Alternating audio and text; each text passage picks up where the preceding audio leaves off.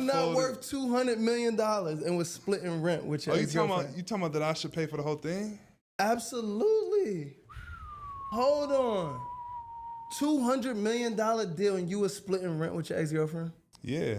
Like, what are you talking about? The right decision. You worth $200 million. Her rent was probably $3,000, bro. Okay. I had never bought girl expensive gifts before this last girl.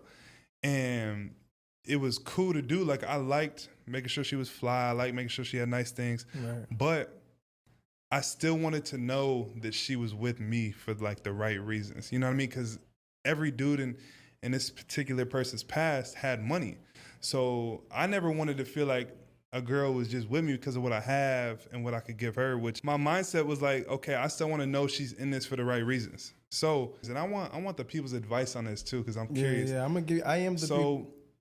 Basically, bruh, I said whatever happens in this relationship for the next year, I'm committed to paying this rent. You're like, a year by year guy. Because I'm like, I don't know if we're going to be together. I don't know if this is my wife. I don't know if it's not. So I'm like, okay, for this next year, I got you, whatever happened. We end up breaking up 5-6 months into the rent. That's where I'm at now, where I'm like, man, do I keep helping her out? Or is it cooked? Why you just don't send her half for the rest of the year? Because she need to act right month to month, nigga. So I know Michael Porter Jr., I think he's like a religious dude. You know, we all know what happened with his brother and stuff, and people make their mistakes. It's not a reflection on him. So yeah, I kind of seen him like more of a religious dude. At one point, he was the #1 high school player in high school in the country. He hurt his back, so as good as he is now, he probably would have been one of the top 5 players in the league. He was super athletic, hurt his back, and that's why he kind of slid in the draft. So apparently, he said at that point he hadn't spent real money on a girl till he got to this point. And I would say, kudos to him, because he probably was knocking down chicks off of status. He tall, he must play basketball, he light-skinned, finger waves, whatever. So he was getting it off status. And, I think what a lot of, successful people in the industry, whether it's music entertainment, whether it's your actor, actress, podcaster, media personality, radio personality, TV personality, anchor, athlete, what some of them understand is they can just get women off status. It don't cost them nothing. What other guys end up, understanding, not knowing, they just feel like I got a trick. That's what I hear, like Ari Spears say, well, everybody spend women. And you see Kerry Hookham, everybody spend, like, bro, you're not using your status or your celebrity. It was a girl that walked up to the baby and told him, I'll suck your shit right now.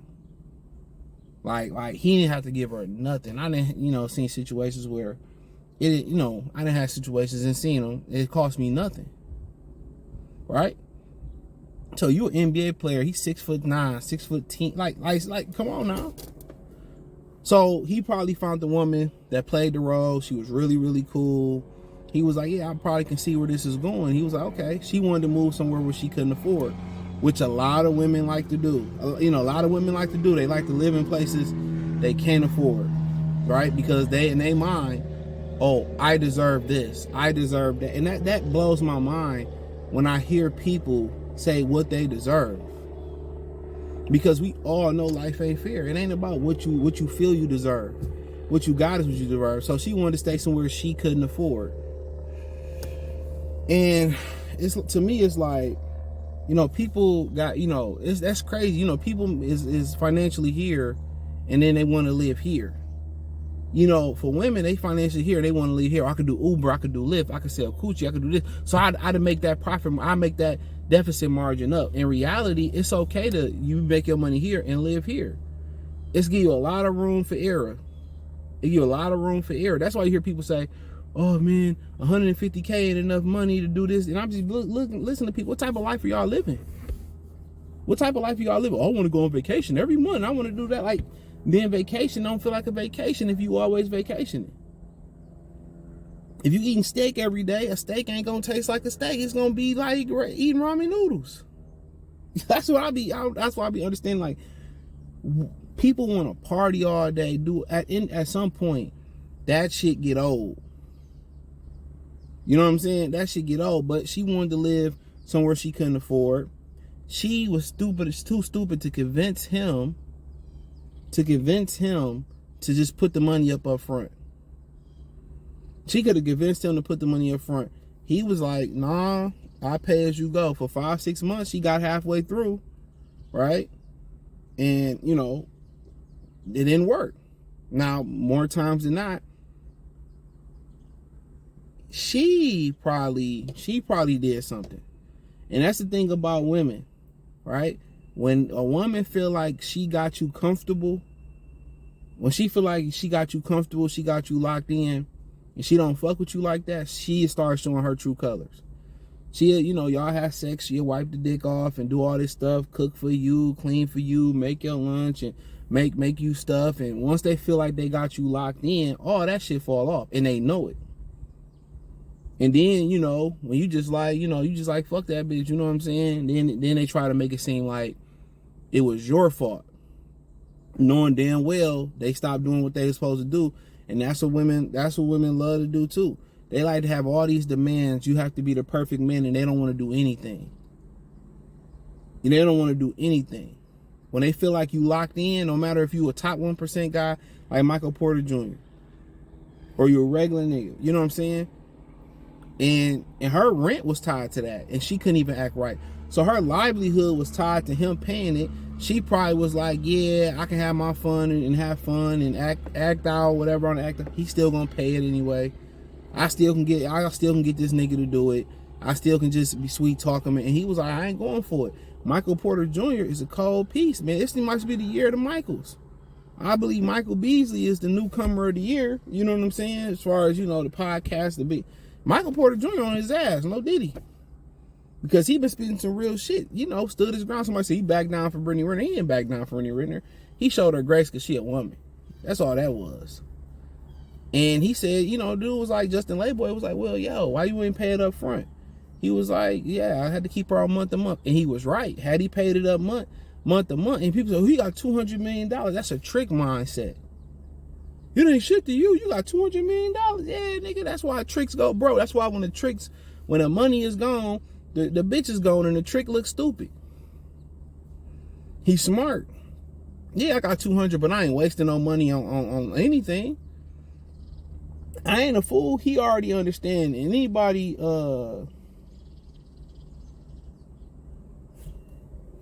anybody who dealt with teenage girls, you know, who dealt with their nieces, who had daughters, any of y'all know when you deal with teenage girls, show you who women really are. I'm telling you, they're selfish.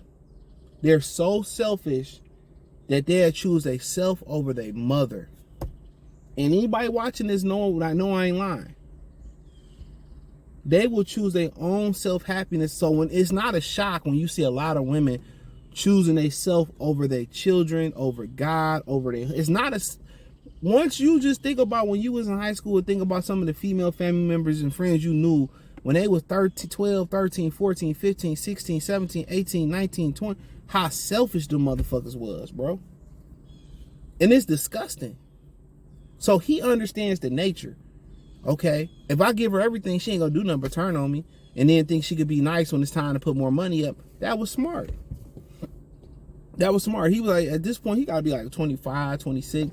Like, this the real girl I thought, you know. He said, I wasn't sure where this was gonna go.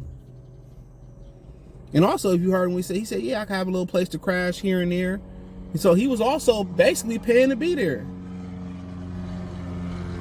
And most of these women can't even act right. They can't even act right. It's not even in their DNA to act right. That's the wild shit about it. It's not even in their DNA to act right. Even she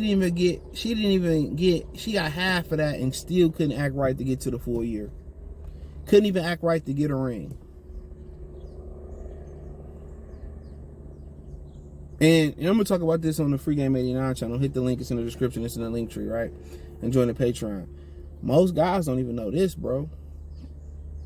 Women who love like street niggas, and y'all know in the community, it's like 80% of the women prefer those type of dudes. Scammer, drug dealer, you know, whatever. Street pharmacist, right?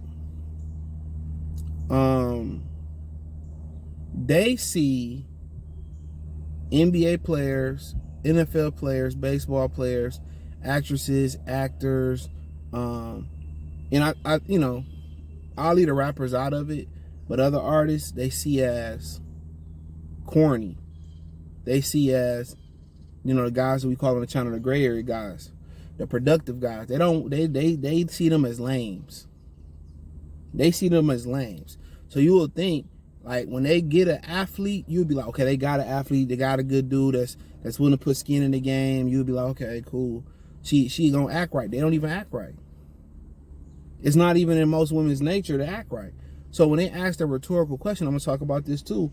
Y'all gonna like this video. The two videos I just said I'm gonna do, the other one, they asked a rhetorical question. Why do black men get with athletes? They know the answer to it. They know it is. They can't shame you. It's not because you hate your mother or nothing like that. I'm gonna talk about that, and I'm gonna show proof that black women know the answer and they understand it, and they just want niggas to take the bare minimum. But in this situation, I'm glad this brother stood on his power. I'm glad this brother kept it a beam. I'm glad that he's speaking more. Like, he got out of Denver, he traded to Brooklyn. Okay, fuck it. I'm gonna speak my truth.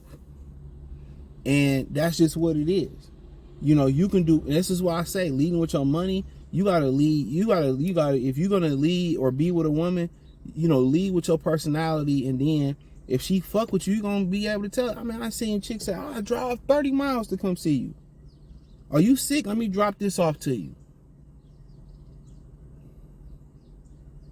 Don't worry about gas money. I got it. I ain't got to say, I'm gonna do, like, you know who fuck with you. You know what I'm saying? You know it. And a lot of guys don't think that exists, and that's why a lot of guys, they end up marrying women. They get, some guys, I'm gonna say a lot, the smart guys who get married for the right reasons, outside of corporate reasons, who marry women, they found women who really fuck with them, who really love them, who really with them. So they figured that out. But hey, thumbs up the video, share the video, subscribe to the channel, hit the link tree, find me everywhere, Patreon, Free Game 89, whole nine, peace.